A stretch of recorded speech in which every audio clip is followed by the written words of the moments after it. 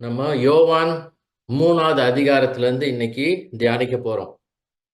ஒரு ஷார்ட் பிரேக்குக்கு அப்புறம் சங்கீதம் 139 பார்த்தோம். இப்போ இன்னைக்கு நம்ம திரும்பி யோவான் 3வது அதிகாரத்துக்கு போறோம். அப்படி யோவான் 3வது அதிகாரத்துக்கு நீங்க பைபிள்ல அந்த பேஜுக்கு திருப்புறப்போ இந்த சாங் ஒரு பிரபலமான பாடல் இப்போ நம்ம பாடினது, என்னோடிரும் மா நேச கர்த்தரே. அது இங்கிலீஷ்ல அபாய்ட் வித் மீ. இத 3 வகையா தமிழ்ல டிரான்ஸ்லேட் பண்ணியிருக்காங்க.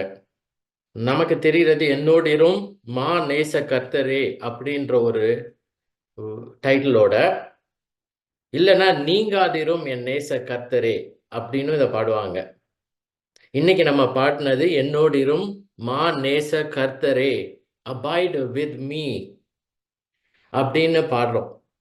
இப்போ நம்ம பாடினதுல நீங்க கவனிச்சீங்கன்னா நம்ம என்ன பாடணும், அதனால்தான் நான் வாசிக்க சொன்னேன் இந்த பாட்டை.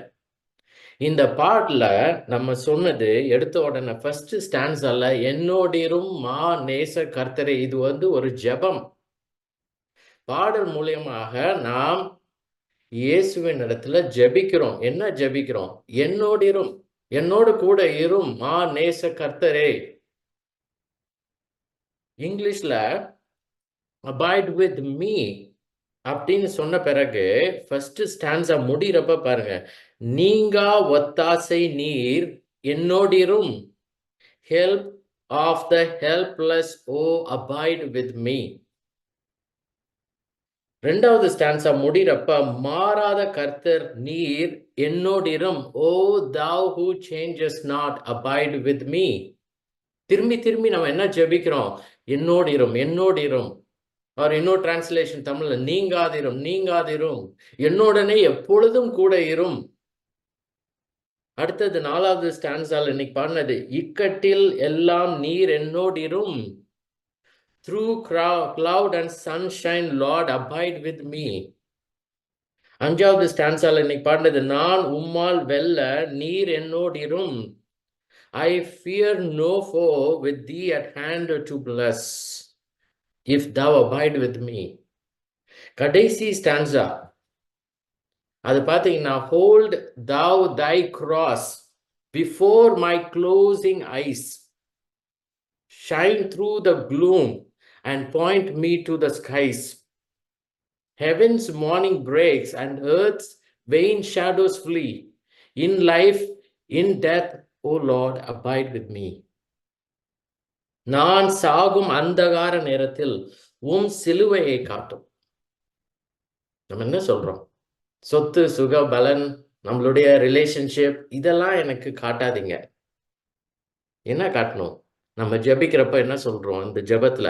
நான் சாகும் அந்தகார நேரத்தில் உம் சிலுவையை காட்டும், சாகையில் விண்ஜோதி வீசி இருள் நீக்கிடும், வாழ்நாள் சாங்காலிலும் என்னோடு இரும்.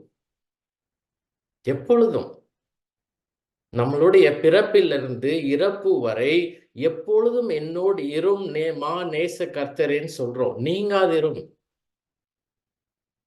எப்பொழுதும் கர்த்தர் ஒருவனோடு இருப்பார், இல்லைன்னா இருக்க மாட்டார். ஒரு கிறிஸ்தவனுடைய வாழ்க்கையில் இயேசுவானவர் பரிசுத்த ஆவியின் மூலமாக அவனுடைய வாழ்க்கையில் அவர் இருப்பார், இல்லைன்னா இருக்க மாட்டார். இது 2 ஆப்ஷன் தான் ஒருவனுடைய வாழ்க்கையில்.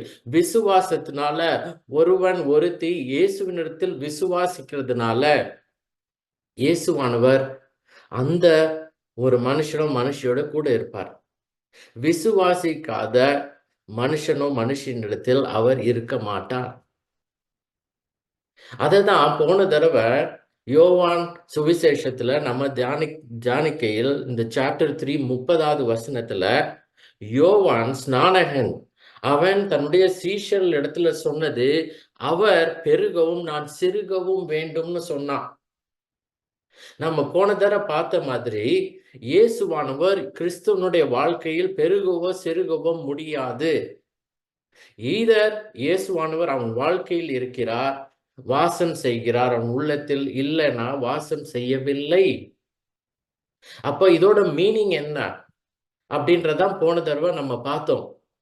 இதோட மீனிங் இவன் என்ன சொல்லுகிறான், அவனுடைய அதனால அர்த்தம் என்ன அப்படின்றதான் போன தடவை நம்ம பார்த்தோம். இதுல இருக்கப்போ இங்க நம்முடைய கான்டெக்ஸ்ட் யோவான் 3வது அதிகாரத்துல 25ல இருந்து 30வது வசனம் வரையே இதோட கான்டெக்ட் சூழ் அமைப்பு என்னன்னா, இங்கே யோவான் ஸ்நானகன் இன்னொரு இடத்துல போய் அவன் ஊழிய பணியை செய்கிறான். அவன் ஊழியம் பண்றப்போ அங்க நிறைய மக்கள் வந்து அவனிடத்துல பேப்டைஸ் பண்ணிக்கிறாங்க, ஞான ஸ்நானம் பெறுகிறார்கள். ஆனா அவனுடைய சீஷர்கள் என்ன சொல்றாங்க, யோவான் இடத்துல போய், ரபி, நீர் யோர்தானுக்கு அக்கறையில் ஒருவருக்கு ஞானஸ்தானம் குடித்தீரே, அவரிடத்தில் எல்லாரும் போகிறார்கள்னு சொல்லி ஒரு கம்ப்ளைண்ட் பண்றாங்க. இங்க யோவான் ஸ்நானகன் அதற்கு ஒரு ஆன்சர் என்ன சொல்றாரு, அவர் பெருகவும் நான் சிறுகவும் வேண்டும்.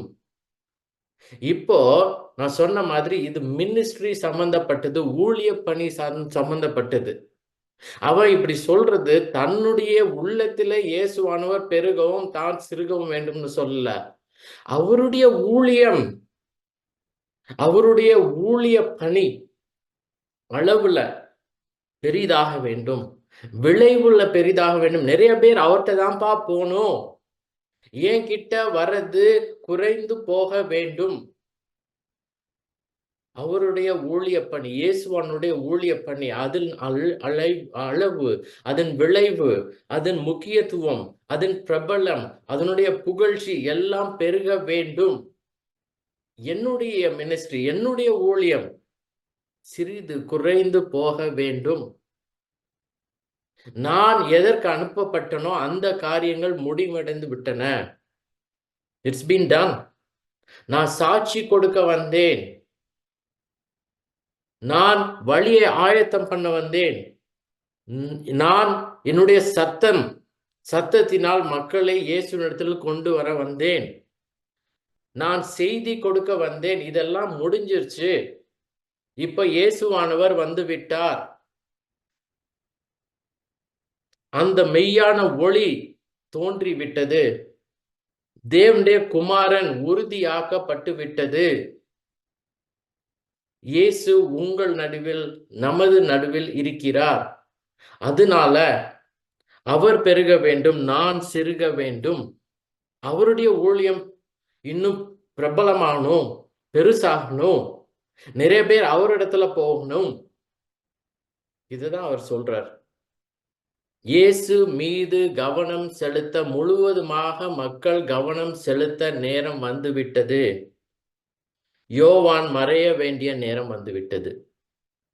இயேசு பிரகாசிக்கவும் யோவான் மங்கவும் நேரம் வந்துவிட்டது.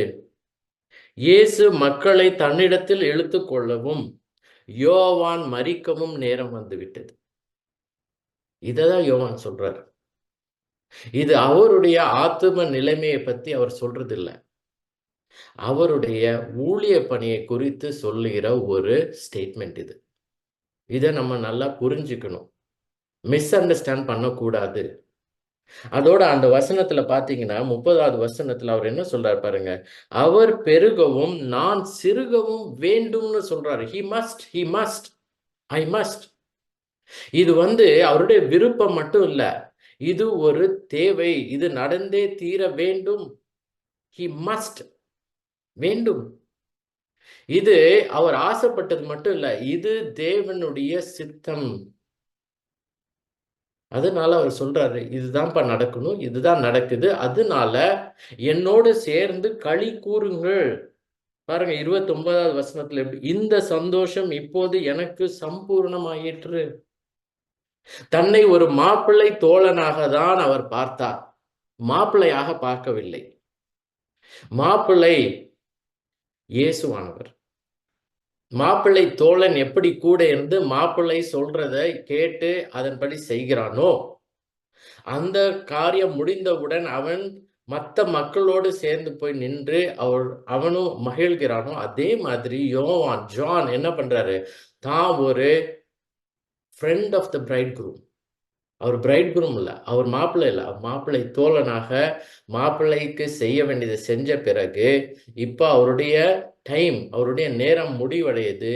அதனால தன்னுடைய தான் மற்ற மக்களோடு யாரெல்லாம் அவரிடத்துல விசுவாசம் வைத்தார்களோ இயேசுவின் இடத்துல அவங்களோட சேர்ந்து இயேசுவை பார்த்து அவர் மகிழ்ச்சி அடைகிறார். இதுதான் நடக்குது. இதை தான் நம்ம லாஸ்ட் டைம் பார்த்தோம். ஸோ இப்போ இந்த 3வது அதிகாரத்துல நம்ம பார்த்தது 2 பகுதி. இதை 3ஆ நம்ம பிரிச்சுக்கலாம். இந்த 36 வசனங்களில் இருக்கு யோவான் 3வது அதிகாரத்துல. முதல் 21 வசனங்களை நம்ம பார்த்தோம். அதுக்கான டைட்டில் நம்ம என்ன கொடுத்தோம்னா அந்த பகுதிக்கு unexpected visitor and explaining Xavier, எதிர்பாராத வருகையாளரும் விவரிக்கும் கற்பிக்கும் போதிக்கும் இரட்சகரம்னு கொடுத்தோம். 21 வசனங்கள். அது நிக்கோதேமுக்கும் இயேசுவுக்கும் நடந்த உரையாடல், ஒரு கான்வர்சேஷன். அதுல இயேசுவானவர் இந்த ரபி, இந்த இஸ்ரவேலின் போதகன், இந்த பரிசேயனுக்கு அவர் எப்படி ஒருவன் ரட்சிப்பு அடைந்து தேவனுடைய ராஜ்யத்தில் பிரவேசிக்க முடியும்னு சொன்னார். அவன் மறுபடியும் பிறக்க வேண்டும், நீ குமாரனிடத்துல விசுவாசிக்க வேண்டும், இதெல்லாம் சொன்னார். 2வது பகுதியாக இந்த 22 30வது வசனங்கள், அதுக்கு நம்ம டைட்டில் கொடுத்தது ஏற்றுக்கொண்டு சந்தோஷத்துடன் இசைதல், அக்னாலஜிங், ரிஜாய்சிங் அண்ட் ஈல்டிங்னு சொன்னோம், ஆர் சப்மிட்டிங். இது யோவான் ஸ்நானகனை பத்தினது. அதான் 22 30வது வசனங்கள் நம்ம முடிச்சோம்.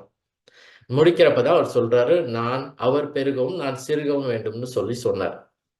இப்ப 3வது பகுதி இந்த ஜான் சாப்டர் 3 யோவான் 3 31 36வது வசனங்கள் வரையும், அதற்கான டைட்டில் நம்ம என்ன கொடுக்கிறோம்னா the divinity of the Son, தேவனுடைய குமாரனின் தெய்வீகம். இது ரொம்ப முக்கியமான ஒரு பகுதி. ஏன் யோவானுடைய சுவிசேஷத்தை நாம் அவிசுவாசிகளுக்கு படிக்க சொல்றோம், இல்ல விசுவாசிகள் படிக்கணும் அப்படின்னு சொல்றோம்? ஏன்னாக்க இந்த சுவிசேஷம் இயேசுவை பற்றி நம்ம சொல்றோம், தியாலஜின்னு சொல்றோம், கடவுளை பற்றின காரியங்கள். சோ இப்ப நம்ம பார்க்க போறது குமாரனை பற்றினது, the divinity of the Son. இதுதான் 31 36வது வசனங்கள் வரையும் தேவனுடைய குமாரனின் தெய்வீகம். இப்போ நம்ம பார்த்தது 22 30 எப்படி ஒரு இப்போ யோவான் ஸ்நானகனுக்கும் அவனுடைய சீஷர்களுக்கும் நடந்த ஒரு உரையாடலை பார்த்தோம். இப்ப நம்ம பார்க்க போறது 31 36 யோவான் ஸ்நானகன் சொல்றது இல்ல, இதை எழுதின அப்போஸ்தலனாகிய யோவான். 31 to 36 is written by John the Apostle, not John the Baptist. அவன் இந்த அப்போஸ்தலனாகிய யோவான் அவரு இயேசுவானுடைய சீஷராய் இருந்து அவன் மற்றவர்களுக்கு அவனுடைய வார்த்தைகளை கேட்பவர்களுக்கோ படிக்கிறவர்களுக்கோ இயேசுவை பற்றி சொல்லுகிறான். இதான் நம்ம பார்க்கிறோம்.